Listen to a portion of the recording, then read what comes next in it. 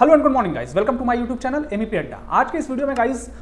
हम एक कमेंट के ऊपर हम लोग डिस्कशन करेंगे कि हमारे एक मोहम्मद फैजान जी हैं जिन्होंने कमेंट किया था हमारे एक वीडियो के ऊपर कि सर हीट लोड क्या होता है और हीट लोड बढ़ कैसे जाता है। तो आज हम लोग इसी हीट लोड के बारे में डिस्कशन करेंगे गाइस, और हीट लोड कैसे बढ़ जाता है और हीट लोड होता क्या है एक्चुअली में। आज इसी टॉपिक पर हम लोग बात करेंगे। मोहम्मद फैजान जी हैं जो कि इन्होंने कमेंट किया था किसी एक वीडियो पर कि हीट लोड क्या होता है और हीट लोड कैसे बढ़ जाता है। तो इसी तरीके से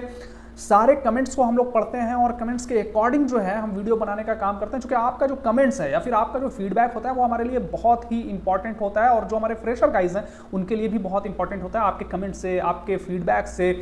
उन्हें बहुत फायदा पहुंचता है। तो हम तो यही कहते हैं कि आप जो कुछ भी सीखते हो या जो कुछ भी आप जानते हो, जब तक आप उस नॉलेज को शेयर नहीं करते हो और उससे दूसरों को फायदा नहीं पहुंचता है तो वो नॉलेज जो है वो बेकार है। नॉलेज का भंडार रख करके आप कुछ नहीं कर सकते जब तक कि आप उसे शेयर नहीं करोगे, है ना, अपने जूनियर्स के साथ, अपने फ्रेशर्स के साथ। तो ये बहुत ज़रूरी है गाइस कि आप जो है अपना कीमती फीडबैक, बहुत ही इंपॉर्टेंट फीडबैक होता है आपका, और ये जब आप देते हो तो उसके अकॉर्डिंग हमें भी हेल्प होता है वीडियोज़ बनाने में, और साथ ही साथ जो हमारे फ्रेशर जो हमारे व्यूअर्स हैं वो जब देखते हैं तो सारे कमेंट्स पढ़ करके उन्हें भी बहुत कुछ फायदा हासिल होता है। तो गाइज आज इसी टॉपिक पर बात करेंगे कि हीट लोड क्या होता है, what is heat load and how heat load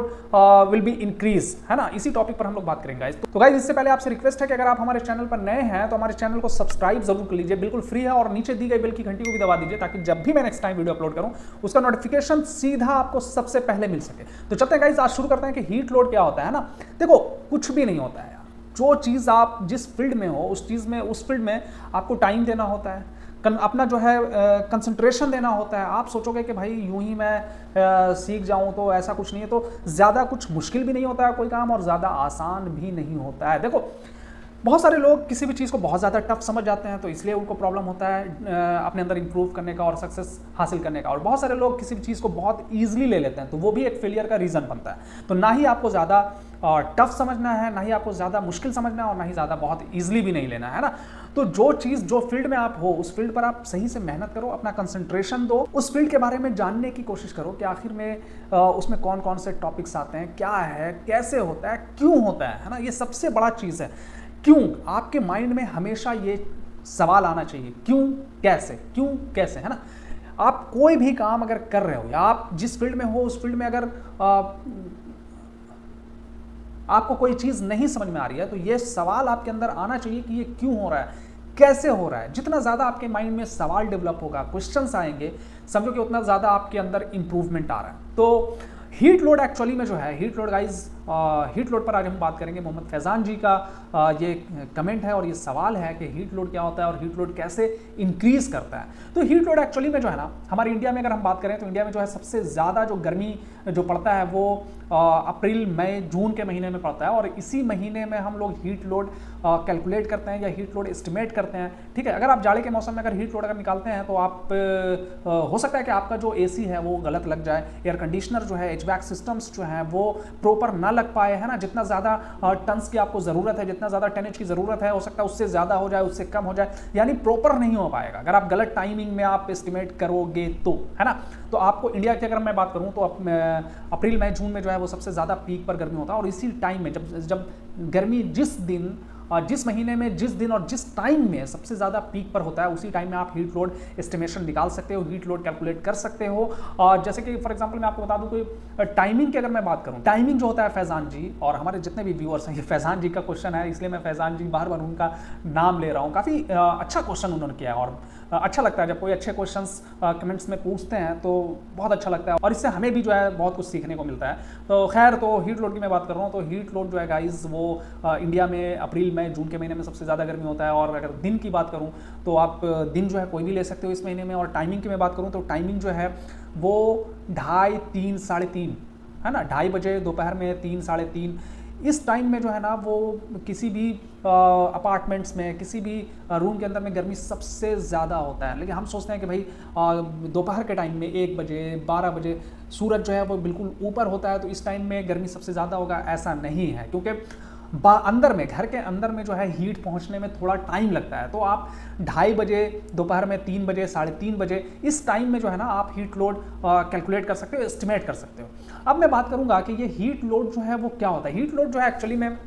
आप जिस रूम में फॉर एग्जांपल ये एक कमरा है, इस रूम का अगर आप हीट लोड कैलकुलेशन करोगे या हीट लोड एस्टिमेशन करोगे तो आप कैसे करोगे? हीट लोड एक्चुअली में होता क्या है कि आपको इस रूम में एयर कंडीशनर लगाना है ना, और इस रूम में क्या क्या चीज़ें हैं आपको ये चीज़ देखनी है। इसमें ग्लास कितने हैं, ग्लास विंडोज़ कितने हैं, इसमें जो है वो डोर कैसा है, ग्लास का है या फिर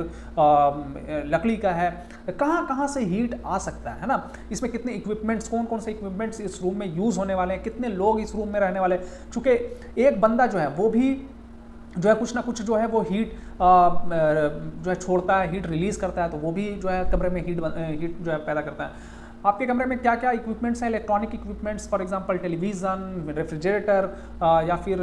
और भी बहुत सारी चीज़ें होती हैं, कंप्यूटर है, मोबाइल फ़ोन्स हैं, ये सारी जितनी भी इलेक्ट्रॉनिक जो सामान हैं आपके रूम में जो भी होंगे वो हीट जो है वो रिलीज़ करता है, तो वो भी इसमें काउंट होगा। कहाँ पर जो है ग्लास के विंडोज़ लगे हुए हैं, ये सारी चीज़ें इसमें काउंट होते हैं, और काउंट होने के बाद फाइनली जो है वो हीट लोड कैलकुलेशन निकाला जाता है, और उसके अकॉर्डिंग जो है वो आपके एयर कंडीशनर सिलेक्ट किए जाते हैं कि इस रूम में कितने टन्स का एयर कंडीशनर हमें लगाना है ताकि ये जो है ये प्रॉपर कूलिंग कर सके। अगर आप हीट लोड कैलकुलेशन निकाले हुए, हीट लोड कैलकुलेशन अगर आप निकालते भी और अगर सही से नहीं निकालते हो तो आप एयर कंडीशनर हो सकता है कि आपका प्रॉपर ना लगे, प्रॉपर टनेज का ना लग पाए, जिससे कि बाद में जो है वो कूलिंग की समस्या आती है, या तो कूलिंग बहुत ज़्यादा हो जाएगा, आपको कम करना पड़ेगा, या फिर कूलिंग जो है कम होगा, जिससे कि आपको प्रॉब्लम्स क्रिएट होती है ना। तो इसलिए बोला जाता है गाइस कि एचवैक में जो है heat load calculation is one of the most important topic, और हीट लोड कैलकुलेशन आपको बिल्कुल सही निकालना चाहिए। अब जो है ये हीट लोड बढ़ कैसे जाता है ना, ये मोहम्मद फैजान जी का ये दूसरा क्वेश्चन था। पहला क्वेश्चन था कि हीट लोड क्या होता है सर,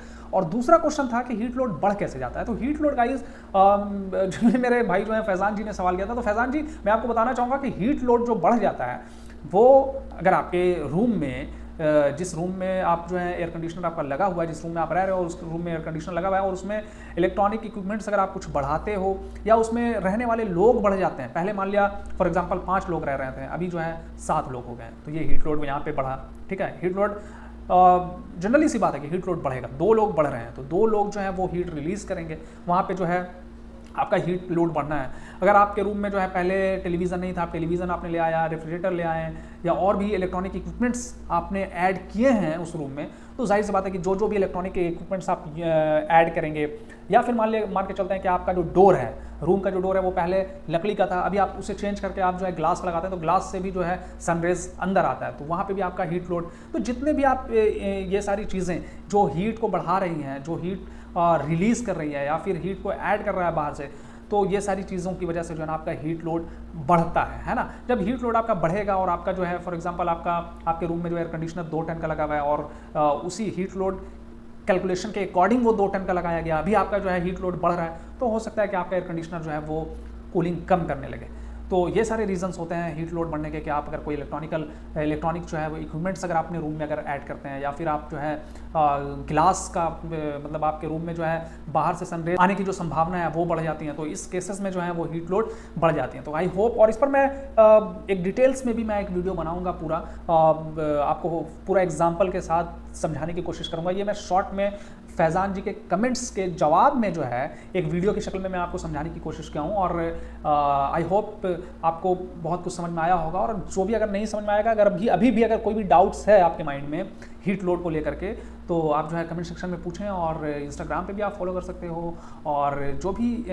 आपको डाउट्स हैं वो कमेंट सेक्शन में ज़रूर बताइए, और इस पर मैं डिटेल्स में मैं एक वीडियो बनाऊंगा पूरा एग्जांपल के साथ में, उसमें आपको इंशाल्लाह बहुत अच्छे से समझ में आने वाला है। तो आई होप कि आपको बहुत कुछ सीखने को और समझने को मिला। तो thank you so much guys for watching my this video. Next video में फिर मिलेंगे, तब तक के लिए धन्यवाद।